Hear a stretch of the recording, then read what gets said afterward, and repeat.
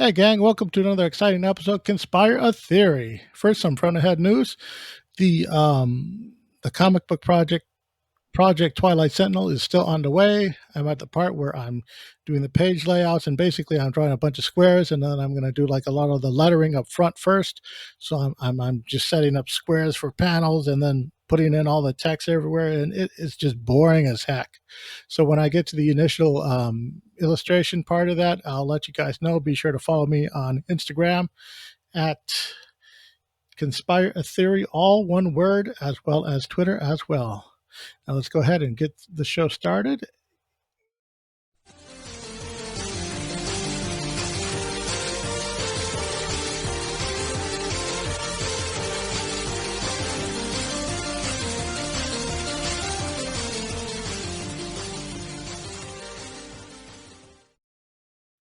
Hello, Lily Nova. It's good to meet you. Hi, thanks so much for having me on. It's good to be here. Yeah, I was going through your book, and it's really a good, decent read. I love how you have a little section in there, like it's a sort of like a little compendium of races, of alien races, with a bunch of artwork on it, and that's pretty cute. I thought that was really fun.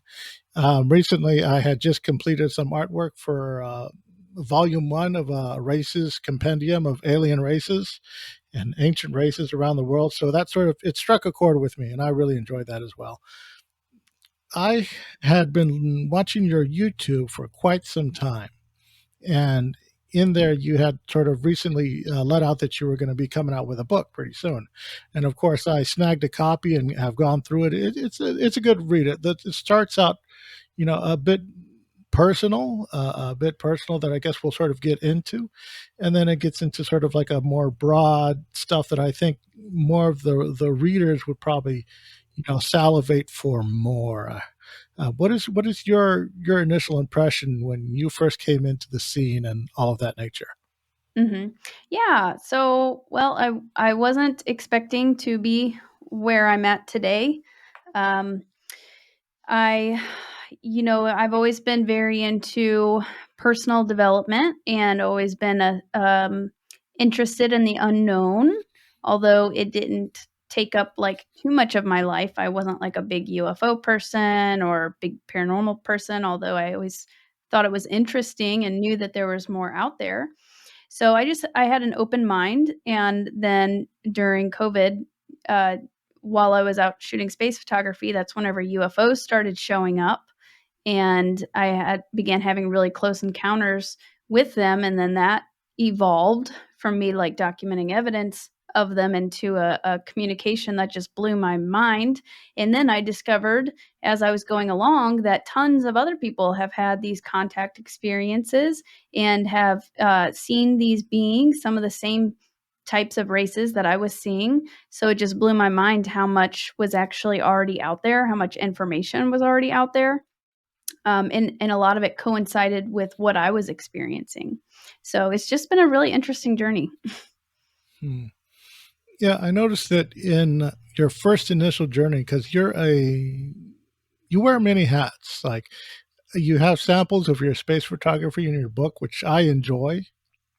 I love space photography and space art. It's so fun to just sit there and just stare at the little pictures and just watch it go on and just wonder, what's going on and all of that stuff.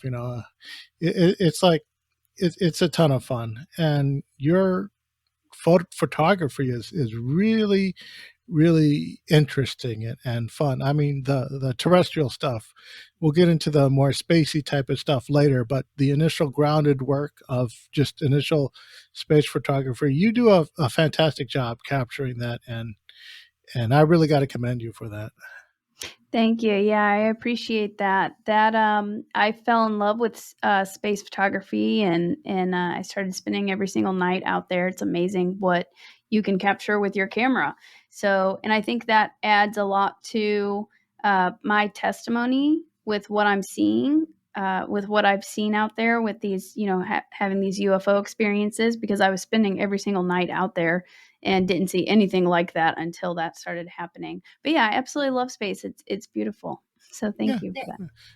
it's good that you're knowledgeable about cameras and stuff like that, because often critics, that's their first go-to for debunking, is Mhm. they'll look at the shape of the UFO and then they'll compare it to the camera's aperture, which is the, but you probably know what that stuff is. I don't know. I'm not a camera nerd. Mhm. It's sort of like a when the lens or the little things, you know, shrink in to make a shape. Sometimes there's like a default shape in the back of the camera, and Mhm. oftentimes light random beams of light will often register as that shape. Mhm. And a lot of photography, but because of you having your photography background, you probably like already know about that kind of stuff and know how to avoid misrepresentation in your photography. Yeah, I had a lot of time to practice with the camera, and I wasn't catching anything uh, like what I started catching whenever I started having these experiences. So that's how I knew. Um, and there's ways to check, double check what I spent a lot of time, yeah, with trial and error. A lot of people get like flares and glares from like the sun and stuff like that and maybe mistake it for something. So I learned how to maneuver around that and was able to vet if it is something or if it isn't. Yeah, and then when stuff did start showing up, from what I remember from what I skimmed of your book, at first it seemed like this extra experience was sort of playing a cat and mouse game with you at first. Seemed Yeah. to be like teasing you, Yeah. like, oh, we're here, no we're not, oh we're here, no we're not, and it was sort of like playful at first. Could you Yeah. like explain like when you first your initial stuff, from like seeing shapes in the clouds to eventually you saw your own TR3B, which is the square ones, and then other ones like that that were like that it was like a lot of a lot of interesting accounts and stuff of that. And could you maybe just sprinkle us a little bit about what that was like firsthand? Yeah, definitely. So yeah, they really these UFOs started showing up, and then yeah, it kind of was like a cat and mouse game for a little bit. That kinda, like it shifted my whole paradigm after the first very, very close UFO encounter I had. Probably the closest, like, physical UFO encounter was my first one, and then they started, just popping up left and right, and they weren't getting it was very extreme experiences. Like, the first one happened in my on my front porch. A diamond-shaped craft appeared out of nowhere and moved very quickly up, down, side to side, then started coming straight towards me and then vanished above my head.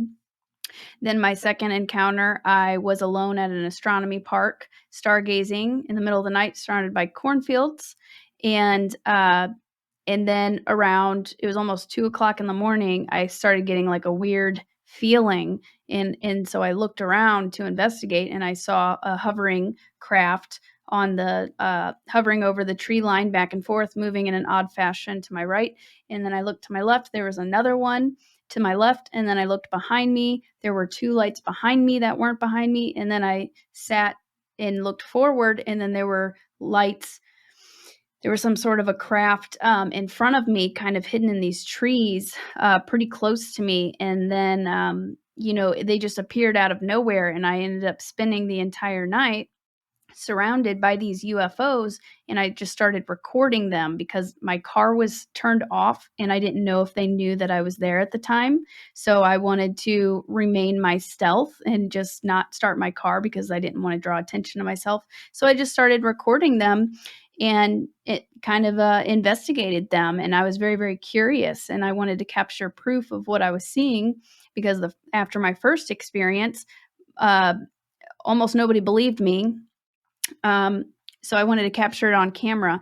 And then after that, further down the road, I realized I would come to find out that they were doing that on purpose. They were all around me on purpose so that I would begin to open up to this and capture evidence and become curious about it. And then after that, they just started popping up left and right, these UFOs and these strange phenomenon. So I just started documenting it and then I was like, why are they showing up everywhere? What do they want from me? I feel like they're trying to tell me something. And then I started feeling like a connection, like they were communicating with me, and they started uh, reacting to my questions and answering me. And then as that continued, a telepathic communication began to develop and a relationship began to develop.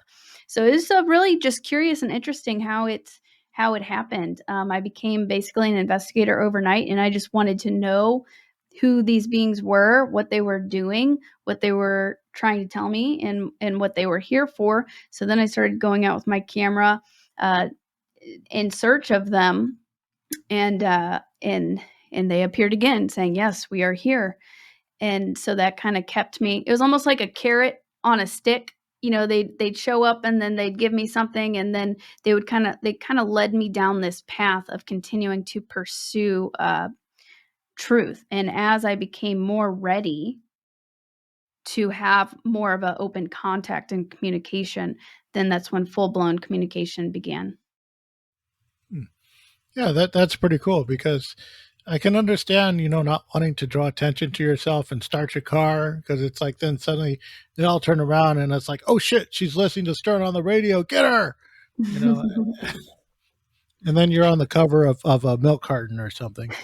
It's the initial back and forth. It was sort of like the way that you express it. It's sort of like in your book, the best. I probably overuse this word, but I could describe it as somewhat of a romantic experience. Mm, It's sort of like this bellowing back and forth between you and the phenomenon itself, which is how I could best describe it. But I also noticed is that I guess there was a time where then when it elevated, you started to experience like direct, but mhm. people can experience in this phenomena as downloads as well as synchronicities on top of that. Um, Yeah. Before we get into that further, which I probably what I want to touch on is something very personal to you in the beginning of your book was you had dealt with the death of a parent, your father, and it seemed like he had a very prominent, although um, not quite, you know, somewhat, abusive, to himself, which was, translated then abusive to his family as well. That he had like a rocky relationship with your father, but he was still a positive force in your beginning, and he had passed very very young and rather suddenly. And Mhm. having lost a parent myself, I kind of feel that, but it wasn't with me. It wasn't sudden, but it was more like a sort of I'd lost my mother like about 9 years ago, and it was due to cancer. So we sort of saw it coming and prepared ourselves. But with you, it was more sudden, and having this parental figure who was, a major influence in your upbringing. Even Mhm. though things weren't always perfect, but there was a time and place where things gelled just fine. Yeah. And then could you maybe go into that a bit? And then later on, you had like a visitation of sorts Yeah. that you could explain, please. Yeah, definitely. Um, yeah, so my dad was a very special person. He struggled with, I had many, many good times growing up. We had a little bit of a dysfunctional family, but we have a great family. Uh, and we all besides, so he struggled with alcoholism, and he would go through kind of his ups and downs. There was times where it was really good, and then there was times where he would dip down and it would affect the rest of the family. Um, Whenever he would fall into his, mental health traps and struggle. So that created the rocky relationship. Me and my dad were very similar. We were very drawn to similar things. We were both artists. We were both deep thinkers and curious about, space and life and death and, what happens after life and death and all of that. So we really bonded over that. And yeah, he struggled with addiction pretty bad, um, to where that's when the relationship got really rocky. And but then he made a comeback. He went and he got help. He went to a rehab and was able to get sober, and we had 3 really good years to kind of mend our relationship and become really, really close again. And that's whenever he was abruptly taken from us. He had a heart attack in his sleep, and he had no known health conditions before that, so nobody saw it coming. He was in his best health in years, mentally and physically. He was in great shape, and he was very young. He was only 44 when he passed. So that really his passing really deeply affected me, and made me want to look more into the spiritual for answers, because I didn't want to just think that he was gone forever. Um, so that started my deeper studies and kind of my spiritual journey. And I struggled a lot through that, which you grow a lot through your struggles. You learn a lot through your struggles. So he was a big part in my life with that. And then after the UFOs started showing up, and I started having these like signs and synchronicities and communication from these not only extraterrestrials but then spiritual beings like angels. My dad came to visit me to show me that he was still around, and he was just in spirit form, and he's always with me, and he gave me some messages, and he still shows up pretty frequently or periodically. He does for my mom too. He My mom would, ever since he passed, she's very intuitive and in tune also. He would like turn her lamp on and off sometimes to get her attention, and he would do things that she just knew in her heart that it was him communicating. So yeah, he's shown up, and he's still a big guiding light. And I know he's involved in this too. I don't know if you've finished the book yet, but he plays a very, very big role on even a galactic level. Don't know if I've gotten to that part yet, but initially in the dreams, like what would he do in the dreams? Like, I'm just asking just for my own personal curiosity. Yeah. Well, first he showed up as signs. So, you start getting, as you start communicating with the universe, and kind of awakening to us all being one and the universe being intelligent, and you can communicate with it and interact with it, and it can answer you back. He started showing up as signs, and I didn't think it was him at first, so it took him trying to get my attention, 3 or 4 times.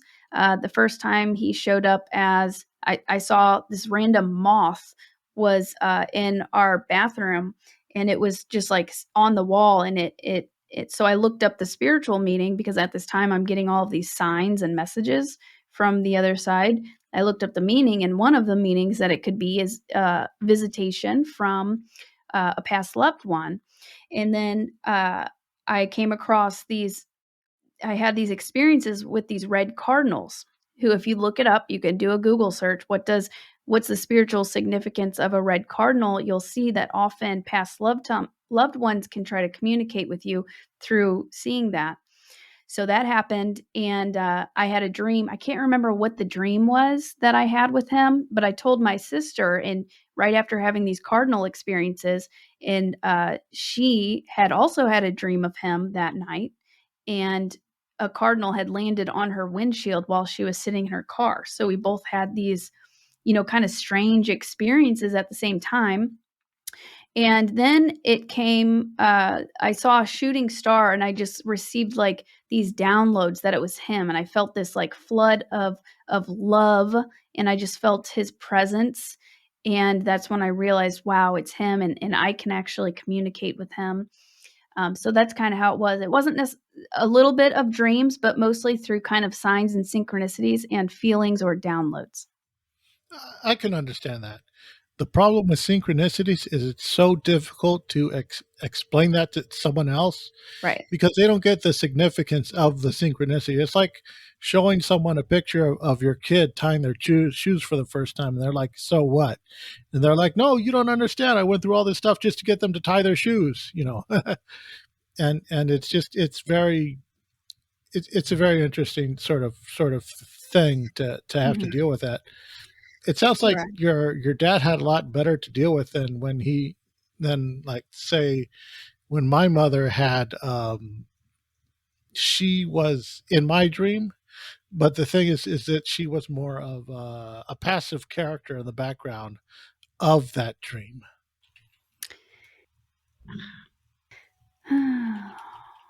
Yeah, minor technical issues. We'll just power through it.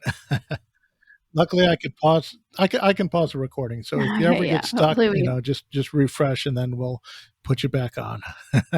No problem. So I was okay. explaining that Okay. in my dream, my mother was a passive character in the background of whatever was going on, and I could feel her presence. Whereas through you, it seems more like he was like an active role or participant in it as well. Yeah, and I think there's many different ways that they can, like loved ones can communicate with us and show that they are there. But ultimately, what I've discovered through this is that whenever they go onto the other side, they rejoin back to source, connecting with one, so they can be with you at all all times. They're always within you, so you're always like connected with them, but they may reach out in various ways for to convey a message or just to show that they are there and not alone, which is fantastic. It's really Mhm. beautiful and it can be That's really good. healing. That's good. It's I guess for just with the extenuating circumstances of dealing with the technical issues that we're on right now, I guess we'll go ahead and jump into the races and stuff that you've experienced, and then we'll sort of like cut this like interview just a little bit short. But we could always bring you back for another time when the stars align a little bit better. It's just just today is just a bit of a crapshoot, but we'll go ahead. You have like a little section where you discuss the various types of races that you've encountered, from the Palladians to, Yeah. and then there's this governing body called the Andromeda Council that you discuss, and then there are of course Yeah. the feline Lauren, I guess, being entities. Could you give us a brief overview of what that is and what it's all about? Yeah, definitely. So the Pleiadians are very probably some of the most common ET, one of the most common ET races that are interacting with humanity, interacting with Earth, and interacting with different contactees. And they look very human in nature because we're related to them. We have some of their genetics, so that's why we look so similar. They look pretty human, just usually have blonde hair and blue eyes. They're often called Nordics, Nordic extraterrestrials. So they're yeah, very very connected with us. You can think of them as like our older brothers and sisters or cousins. And there is a other races like the Arcturians. They are also very involved with humanity. They have bigger almond eyes and are very tall. Sometimes they can be bluish or purple in color or white. Um, and then we've got the Andromedans, the Andromedan Council from the Andromeda constellation, which is who was first contacting me. And they have light blue skin. They also look very human and they have no hair. So just picture a human with no hair and light blue skin, and that's what they look like. Um, and the Andromedan Council is just a council, kind of like a diplomatic council from the Andromeda constellation. And then you also have a an organization or a group made up of tons of different ET races called the Galactic Federation of Worlds, and that has many different ET races involved. And as humanity progress, we'll be joining that galactic federation. And they're kind of like diplomatic, where they kind of oversee worlds and work with each other. And also they've been keeping an eye on humanity, watching our progress, but they can't intervene. They have very strict non-interference rules to where they can't kind of step in and they just have to be mindful. They can't do things for us, but they can, kind of guide us and pop in here and there, and also make contact with individuals to help kind of share messages and help guide humanity. And then you've got the Lyran beings from the Lyra constellation. Some of them are known as the feline beings, and you see a lot of those in ancient Egyptian hieroglyphs, like the gods and goddesses. So those are actually the Lyran feline beings. They're based off of real beings. And yeah, those are kind of the main ones. That Okay, you you were saying the Lyrans, Okay, they're we're the back. feline beings in the hieroglyphs and such. Yeah, go ahead and continue. Yep. Yeah. So you have the Lyrans, which they're from the Lyra constellation, and some of them are feline beings, and they are often depicted in like ancient Egyptian hieroglyphs. So you'll see those lion gods and goddesses. So those are actually based off of real beings who visited Earth and are connected with humanity as well. So those really do exist, and I that blew my mind to find that they to see them for the first time, because it's just mind boggling, a feline being. But you kind of see it in shows like Thundercats and, things like that. And then the ancient Egyptian hieroglyphs, like it's based off of truth. You find hints of truth in a lot of our movies and Hmm. TV shows, which is pretty Yeah, interesting. I like how you have like artistic representations of all these accounts in your book. Because one of my pet peeves is when people do that, they sort of like they just cut and paste whatever is already out there and floating around, or they'll just take a something that's like completely different from deviant art and not even remove the watermark on it and just paste it up there. It's like done so lazily done. But I like yours. It's sort of well put together.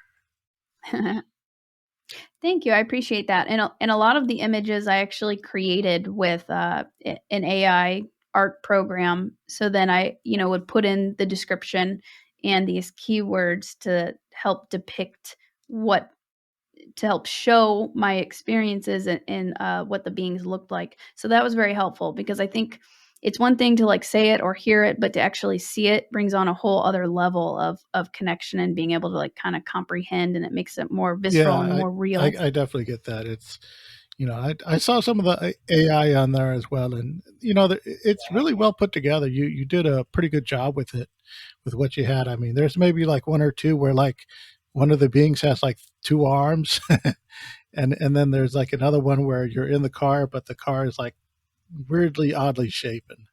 And I guess that's just AI going through its learning curves. But some people are very they're very opposed to AI on principle. And as an artisan myself, I completely understand that, and I side with them. But at least what I like what you've done with it. At least you've tried to, express an idea with the AI that you have used, and it's not just throwing stuff against the wall and just seeing what sticks. Yeah, and I'm an artist myself. I'm a pretty good drawer, and I would love to draw out all of these experiences, but it can take a long, long time. So I think for somebody like me, um, this has just like really helped kind of expedite the process, because I'm only one person, so that's helpful. But the artist, I still love all of the artists, and I don't think that AI should take its place whatsoever. Everybody has their own unique, style um and yeah, so I still, the artist doing very, very important work, but I think for instances like this, AI could Yeah, be I can helpful. understand that in a way because you're like we're describing conceptual ideas and stuff of this nature, especially when it's relating to an experience and stuff like that. It can be pretty helpful at times. So, I guess we'll go ahead and wrap up here. Yeah. Do you have any parting words for the listeners and viewers before we wrap up? Sure thing. Yeah.